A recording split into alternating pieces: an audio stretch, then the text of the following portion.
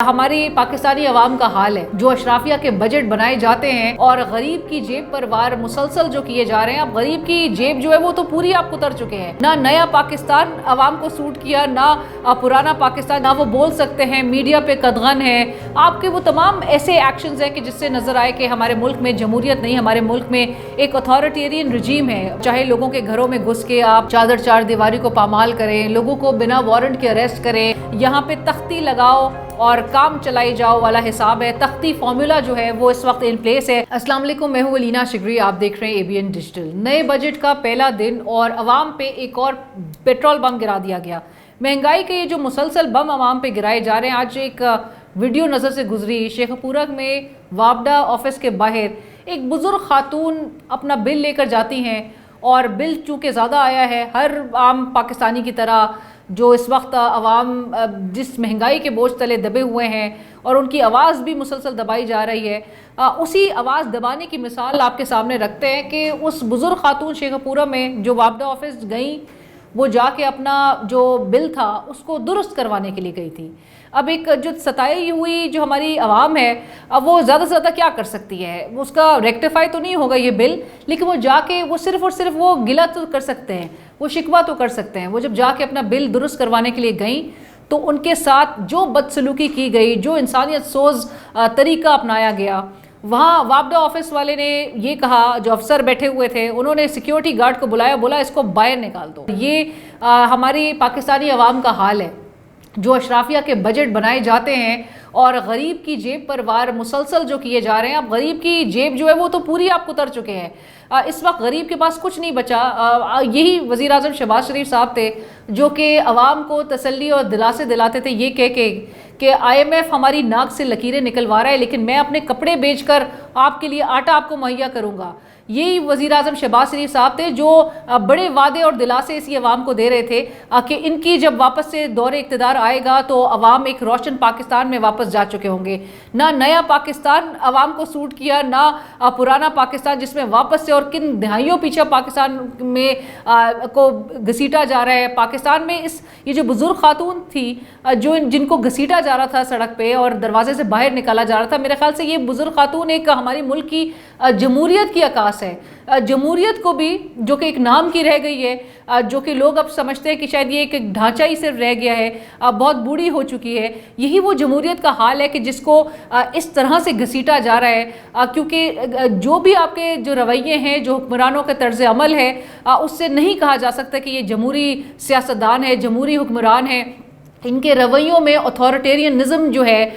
وہ جھلکتا ہے، وہ نظر آتا ہے، کوٹ کوٹ کے بھرا ہوا ہے. کیونکہ اتھارٹیرین رجیم میں ہم یہ ایکسپیکٹ کر سکتے ہیں کہ عوام کے حقوق سلب کیے جائیں، عوام کو کانسٹیٹیوشنل رائٹس نہ دیے جائیں، عوام پر مہنگائی کی مد میں جو ہے وہ مسلسل بوجھ ڈالا جائے. عوام کے اس وقت جو حالت زار ہے، نہ وہ بول سکتے ہیں، میڈیا پہ قدغن ہے. آپ کے وہ تمام ایسے ایکشنز ہیں کہ جس سے نظر آئے کہ ہمارے ملک میں جمہوریت نہیں، ہمارے ملک میں ایک اتھارٹیرین رجیم ہے. بین الاقوامی ادارے، بین الاقوامی جو سرویز ہیں، وہ تو ہمیں کب کا ہمارے ملک میں جو ٹرانزیشن ہے اس کو ہائی لائٹ کرتے ہوئے آ رہے ہیں. پچھلے 2 سال میں جو کچھ اس ملک میں حالات جس طرح سے بھی چلائے جا رہے ہیں، اس سے ہمارے ملک کی ڈیموکریسی کو انہوں نے کہہ دیا بین الاقوامی اداروں نے کہ یہاں پہ ٹرانزیشن نظر آ رہی ہے، اور وہ بھی ایکسٹریم ان ایکشنز کی وجہ سے کہ جو آپ اب انڈو نہیں کر سکتے. چاہے لوگوں کے گھروں میں گھس کے آپ چار دیواری کو پامال کریں، لوگوں کو بنا وارنٹ کے اریسٹ کریں، لوگوں کے ان کو حقوق نہ مہیا کریں، لوگوں کو سڑکوں پہ پھر احتجاج کرنے کا بھی جہاں پر رائٹ نہ ہو، جس ملک میں جہاں پر لوگ جو ہے وہ اپنے بل لے کر اگر دفتر میں جا کے صرف اس کو درست کرانے کے لیے جائیں. جو مہنگائی سے ستائی ہوئی عوام ہے، جو بجلی، جو گیس، جو پیٹرول، جو تمام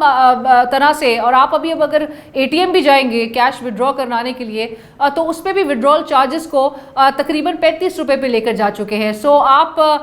اس وقت کدھر ہماری ملک کی عوام جائے گی؟ ہماری اشرافیہ کو بظاہر تو ایسا لگتا ہے کہ کوئی فرق نہیں پڑتا،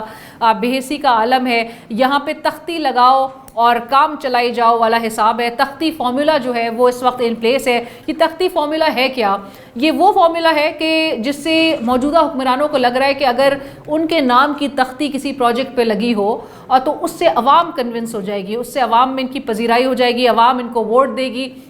ووٹ کا تو جبکہ میں سمجھتی ہوں کہ ان کو پہلے سے ہی احساس ہے کہ ان کو ووٹ جو کہ 2024 کے الیکشنز میں ان کا حال ان کو پتہ ہے کہ کیا ان کا حال ہوا تھا،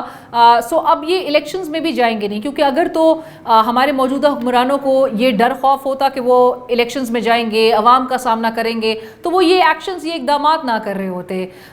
ہمارے پورے دنیا بھر میں اگر آپ نظر دوڑائیں تو کہیں بھی آپ کو موروثی سیاست بھی نہیں نظر آئے گی، وہاں پہ اہلیت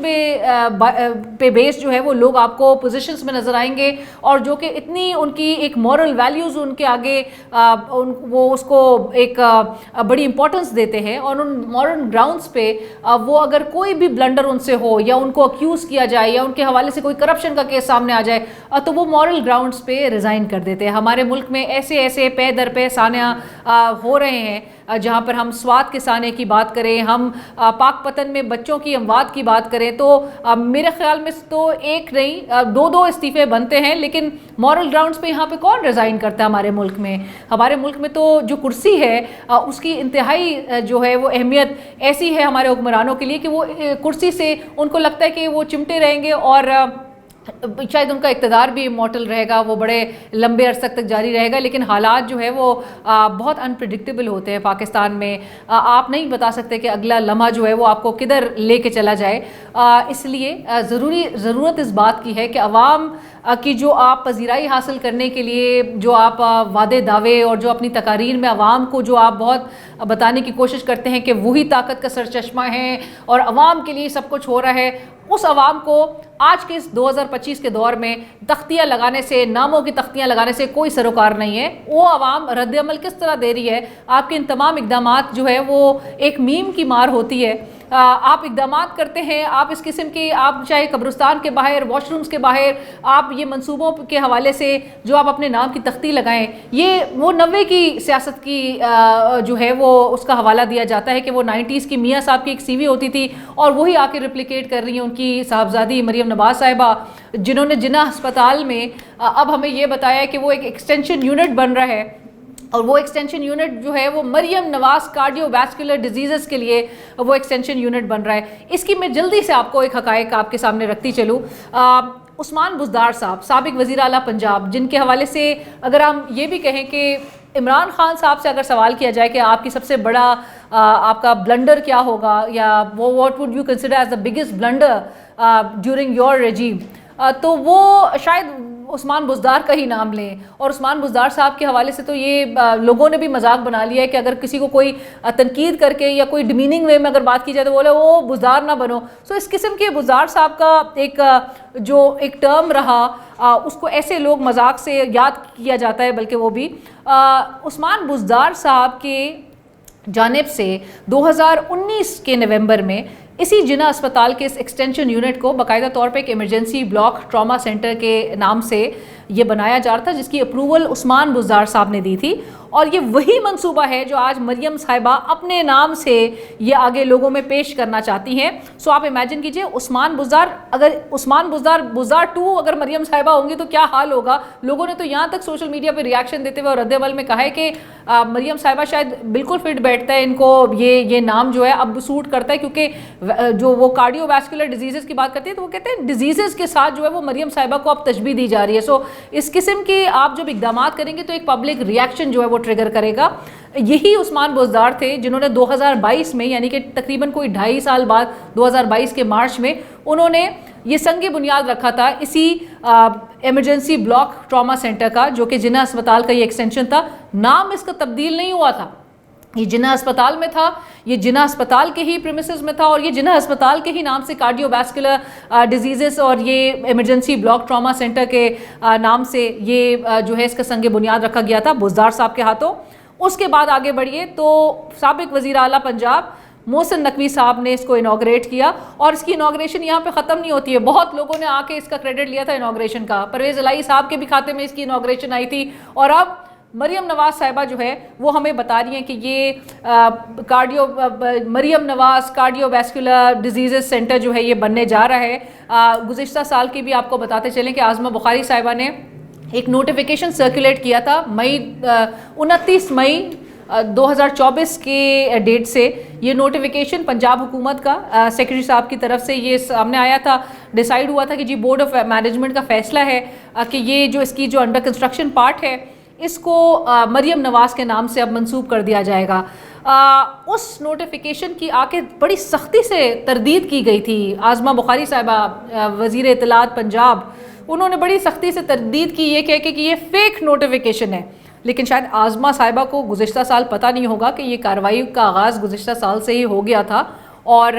ڈیسائیڈ تو اسی وقت ہو گیا تھا کہ اس کا نام جو ہے وہ جناح اسپتال سے Maryam Nawaz cardio vascular diseases centre جو ہے وہ تبدیل ہونے جا رہا ہے۔ سو جناح صاحب جہاں پر سب کے لیے